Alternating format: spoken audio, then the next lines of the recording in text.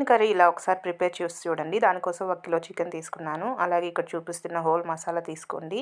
Stove మీద pan పెట్టుకొని oil 1 table spoon add చేసి ఇందులోకి అన్ని మసాలాలంతా కూడా యాడ్ చేసి ఫ్రై చేసేసుకొని ఒక టమాటో కూడా యాడ్ చేసి ఇదంతా ఫ్రై చేసుకొని ఇది చల్లగా అయిన తర్వాత మిక్సీకి పట్టేసుకుందాం. ఇప్పుడు ఇదే ప్యాన్లో ఆయిల్ 2 టేబుల్ స్పూన్ ఆవాలు కరివేపాకు రెమ్మలు యాడ్ చేసి మనం తీసుకున్న చికెన్ కూడా యాడ్ చేసి ఇదంతా కూడా బాగా కలిపేసుకొని ఇందులోకి ఉప్పు పసుపు యాడ్ చేసి ఒక 5 నిమిషాల పాటు బాగా వేయించుకోవాలి.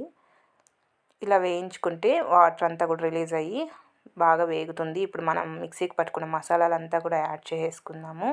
యాడ్ చేసి మరో 5 నిమిషాల పాటు ఉడికించుకొని ఇందులోకి నేను ధనియా పౌడర్ అలాగే గరం మసాలా 1 టేబుల్ స్పూన్ అలాగే chicken masala 1 table spoon add చేశానండి. రెడ్ చిల్లీ పౌడర్ యాడ్ చేయలేదు, ఆల్రెడీ పచ్చిమిర్చి యాడ్ చేశాం కాబట్టి. ఇప్పుడు ఇందులోకి వాటర్ యాడ్ చేసుకొని ఒక 10 నిమిషాల పాటు కుక్ చేసుకుంటే ఎంతో టేస్టీ చికెన్ కర్రీ మనకి రెడీ అయిపోతుంది.